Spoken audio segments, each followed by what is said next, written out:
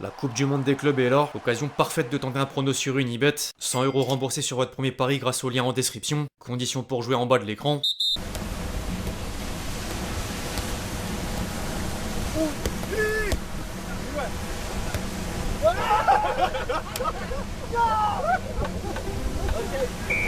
Équipe, j'espère que vous allez bien aujourd'hui. Nouveau 5, au programme du jour, sans surprise, un point sur la Coupe du Monde des clubs, entre bilan de la phase de groupe, focus PSG, informations complémentaires et quelques nouvelles de Mbappé, une séquence olympique lyonnais suite à la décision choc de la DNCG, les derniers gros dossiers du mercato estival, en passant de certains clubs français à un détour hors de l'Europe, avant de conclure en image par la compile de buts traditionnelle, elle est bel et bien de retour. Bien plus à venir comme d'habitude les amis, avant d'entrer dans le vif du sujet, je vous demande un service, celui évidemment de lâcher votre plus beau like, pour le soutien de référencement, merci vraiment à tous ceux qui le feront. Vous êtes les boss.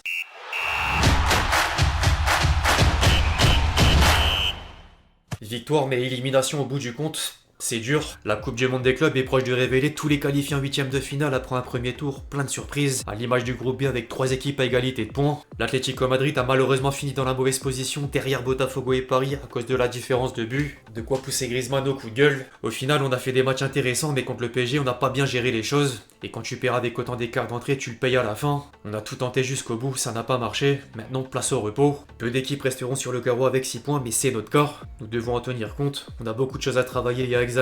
Faut commencer par l'intérieur, par nous-mêmes, et pas nous concentrer sur les arbitres. Le match dure 90 minutes, nous avons eu le temps de gagner et de marquer un but. Il y a des moments où c'est à nous de jouer, c'est un problème plus profond au sein de l'équipe qu'avec les arbitres. Il y a un moment où nous sommes pas à notre niveau et nous devons y remédier. En parallèle, le PSG aura obtenu la qualification en battant Seattle. Un match sous le signe de la fatigue chez certains joueurs touchés par la longueur du calendrier, mais également la chaleur, les trajets et un turnover limité. Le champion d'Europe est d'ailleurs en train de réaliser la plus longue saison jamais enregistrée depuis la création du club de la capitale. Par contre, quoi qu'il arrive, faudra trouver les ressources nécessaires pour affronter l'Inter Miami et Messi, déjà au centre des débats. Personne n'a oublié le passage mitigé en France, ni certaines déclarations à charge. J'étais pas heureux à Paris, juin 2023. Mon départ pour Paris n'est pas quelque chose que je souhaitais. Août 2023, les voisins nous emmerdaient.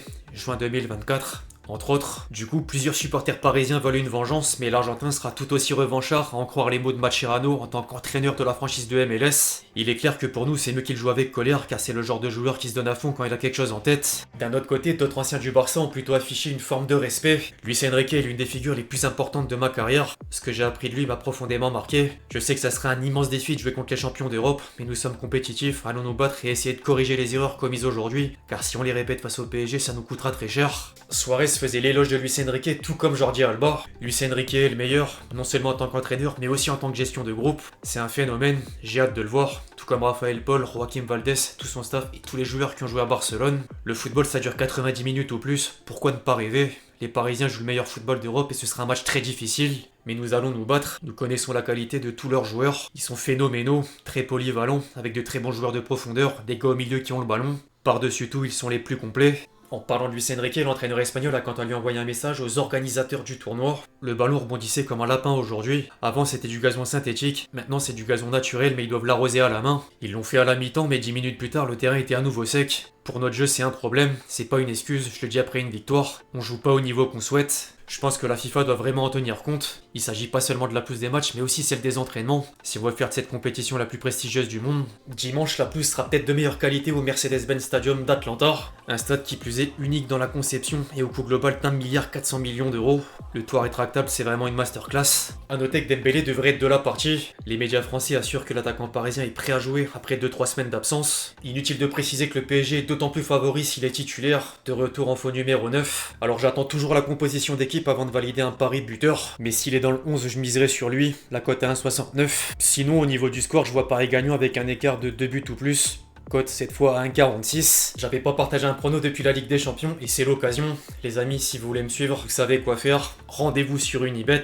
L'inscription via mon lien en description permet d'obtenir le remboursement de votre premier pari. Exemple, une mise de 100 € sur le combiné du jour égale 207 € dans la poche et si perdant, vous récupérez vos 100 € pour pouvoir rejouer ensuite. Disclaimer néanmoins, je rappelle que les jeux d'argent sont interdits aux mineurs. Jouer comporte des risques et ne misez que ce que vous êtes prêt à perdre. En dehors du PSG, sinon la Coupe du Monde des clubs va offrir de belles affiches au coup d'envoi des huitièmes de finale. Flamengo Bayern dans la partie de tableau des Parisiens, Palmeiras Botafogo, Benfica Chelsea, Inter Fluminense, Dortmund Monterrey et il reste à confirmer 4 places. Du coup, tous les clubs brésiliens qualifiés, tous les clubs africains éliminés et quelques surprises chez les cadres européens, dont l'Atlético et le FC Porto sortis, le Benfica devant le Bayern, Chelsea derrière Flamengo et peut-être Salzbourg surpris par Al Hilal en cas de défaite face au Real Madrid. En parlant du Real Madrid, le cas Mbappé continue de poser question. Hier, le kick c'était de retour à l'entraînement collectif après avoir attrapé un virus synonyme de passage à l'hôpital. Le retour en salle avait déjà provoqué pas mal de réactions sur les réseaux sociaux, l'international tricolore étant apparu plus fit que d'habitude à cause d'une perte de poids de 5 kg. Faudra d'ailleurs attendre la phase finale avant de figurer sur la feuille de match. Il fait pas encore partie de la liste des joueurs convoqués par Xabi Alonso pour affronter Salzbourg. En attendant de reporter la tunique blanche, nouvel épisode extra sportif. Mbappé a encore porté plainte envers le PSG pour harcèlement moral et tentative d'extorsion, reprochant aux dirigeants parisiens d'avoir été placé dans le loft et forcé à signer un nouveau contrat en 2023. Il veut décidément pas lâcher l'affaire, quitte à décevoir d'autant plus de supporters parisiens et augmenter le nombre de détracteurs comme un certain Booba. Le rappeur qui a justement défendu Nasser Al-Khelaifi jusqu'à la menace de dire ce que le kick ça fait à Palm Beach, avec qui et pourquoi il a chopé une gastro entre guillemets. Le peuple veut savoir. Plus sérieusement au pays, le sujet phare du moment concerne évidemment l'Olympique Lyonnais suite à la rétrogradation administrative en Ligue 2. John Textor n'a toujours pas convaincu la DNCG, obligeant l'OL à espérer l'annulation de la décision en appel pour éviter le pire. Alors beaucoup parlent du derby Lyon-Saint-Etienne ou du retour en deuxième division 36 ans plus tard, mais une confirmation pourrait surtout signifier le dépôt de bilan et une perte du statut pro, en descendant bien plus bas. Entre temps, certains imaginent quand même un scénario où Reims serait maintenu en Ligue 1, Strasbourg en Ligue Europa et Lens en conférence, sans garantie de l'UEFA. Faut dire, John Textor a vraiment fait fort en audition. L'homme d'affaires américain s'est permis d'intégrer dans le budget des transferts potentiels de joueurs de Botafogo, donc une entrée d'argent hypothétique. Il affirme avoir apporté des fonds propres grâce aux actionnaires et la vente de Crystal Palace, mais seuls 40 des 200 millions d'euros sont rentrés dans les caisses. Pour le rappel, la dette est d'environ 500 millions d'euros. La situation est forcément difficile chez les amoureux de l'OL. Plusieurs entités ont vite réagi sur les réseaux sociaux, de Jean-Michel Aulas, ancien président de l'Olympique Lyonnais, jusqu'au groupe de supporters à l'image des Bad Guns par le biais d'un communiqué. John Textor n'a jamais été et ne sera jamais l'homme de la situation. Ce supporter de Botafogo doit maintenant disparaître du paysage lyonnais. Au passage, après avoir placé des banderoles Textor dehors dans la ville, la section prévoit un rassemblement devant la boutique officielle samedi à 16h. En parallèle, l'inquiétude prend part au niveau des joueurs. Le vestiaire lyonnais serait dévasté par la nouvelle, au point que certains ont déjà demandé à leur agent de sonder le marché pour un éventuel départ. Affaire à suivre. Transition toute faite, place à la séquence mercato estivale. Certains clubs français ont enfin entamé de gros dossiers après des premiers jours plutôt calmes. Le PSG vient de reprendre contact avec Bournemouth pour Zabarni, en plus de chercher un renfort offensif. Priorité à un ailier, même si un attaquant axial reste possible d'ici fin août. Le profil recherché doit correspondre aux critères créatifs, mobiles, collectifs et capable de faire les liens entre les lignes tout en défendant. Par contre, les dirigeants parisiens seraient prêts à laisser partir Gonzalo Ramos. Les clubs intéressés devront aligner au minimum 65 millions d'euros. Du côté de Marseille, un échange de joueurs est dans les tuyaux. L'OM serait en discussion avec la Roma pour une opération Ismaël Koné Ndika. En parallèle, Lille fait encore plus fort en essayant de rapatrier Giroud, désireux de revenir en France, et de recruter la pépite Hamza Egaman des Rangers. Au rayon des potentiels départs, méfiance au Paris FC, qui a formulé une offre contractuelle à Benjamin André.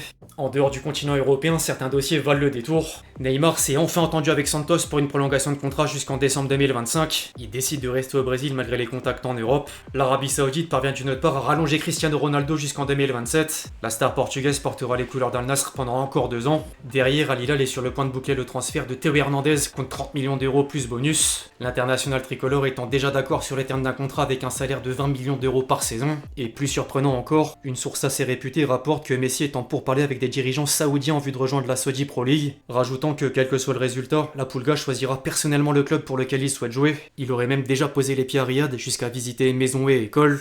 Le duel Messi-Ronaldo potentiellement de retour, qui dirait non? Personne. Elle avait disparu suite à la fin de la saison 2024-2025, et là voilà, la compile de buts traditionnelle.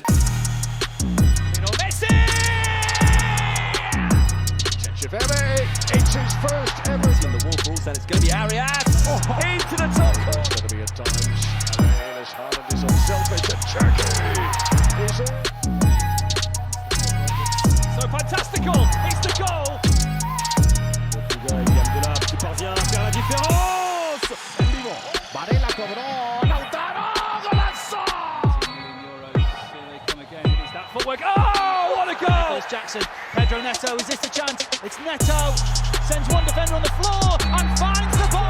Bola, Rodrigo Mora, atenção à 5 segundos, jogada do craque do Porto, que golo! Cette forme de frappe là. Et cette fois-ci, elle va partir!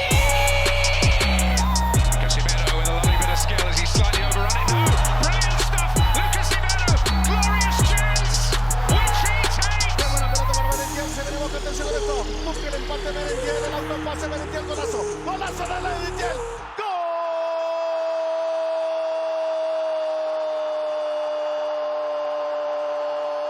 Bref, l'équipe, c'est tout pour le fact du jour, j'espère vraiment qu'il vous a plu, je compte sur vous si c'est le cas pour lâcher votre plus beau like, comme d'habitude. N'hésitez pas à réagir dans les commentaires sur tous les sujets qu'on a pu traiter aujourd'hui, puis d'ici là, on se retrouve très vite sur la chaîne pour de nouvelles vidéos, c'était Lexchi. Ciao ciao.